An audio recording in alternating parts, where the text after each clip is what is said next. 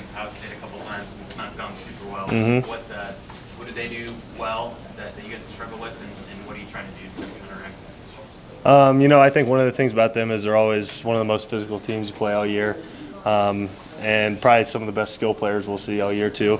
So just that combination itself is kind of unique to what you see all year.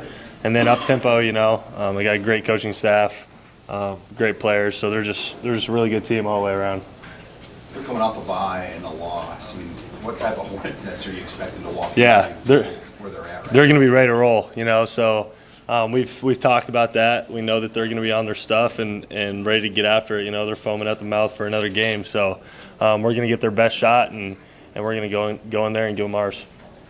Hey, Luke, is there any red flags about the way you guys are playing right now? Some of the chunk plays that Bethune-Cookman is able to get on you, is that a concern? I think the biggest thing was tackling. There's a couple breakdowns in tackling, which really most of the year we've been pretty solid. There's been a couple of games that we missed some here or there, but that was one of the things we talked about today in meetings was just making sure that, especially going in there, we can't miss those tackles, some of the tackles we missed. So they actually had some pretty good athletes and guys that were pretty good in space. So that was part of it, but we got to be way cleaner tackling for sure. Luke, when you look at the running backs that they have and the way that they've struggled to run the ball a little bit recently, does it surprise you that they haven't put more? They are really good backs. They're not, they're the same guys from last year, and I remember last year they were really good. So and ran the ball really well. So to me, it doesn't mean much that they've struggled.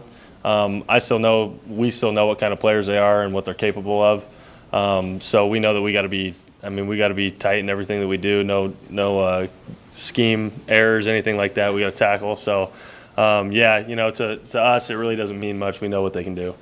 You prepared for two quarterbacks? We haven't really talked about it too much yet. Pretty early. We'll probably talk about that more tonight in our afternoon meeting.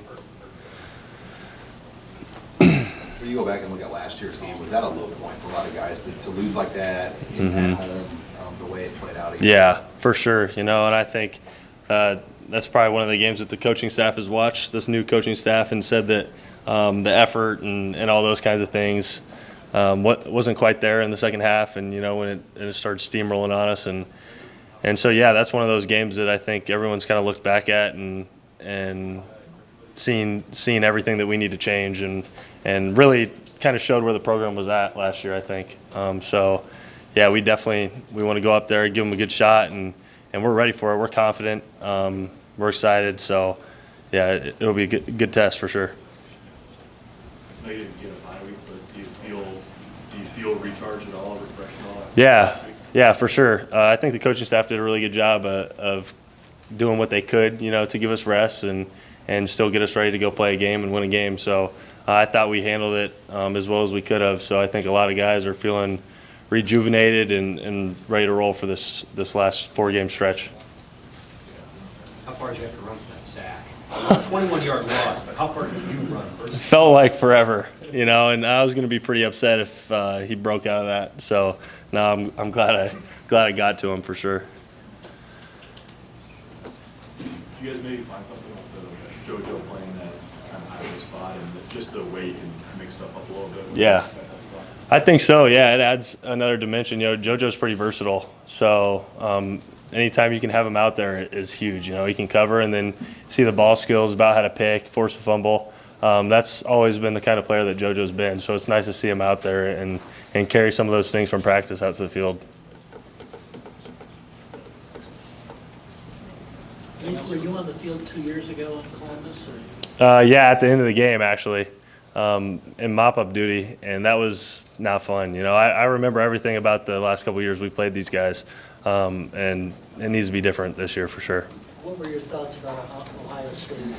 It's a cool place to play. It's especially for the young guys who haven't been there. It'll be probably the most intimidating place we play. But at the end of the day, when the ball's rolled and you're out there, you don't think about it as much.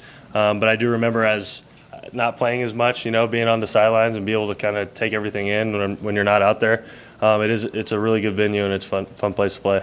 With what Purdue did to them, how did that get your attention?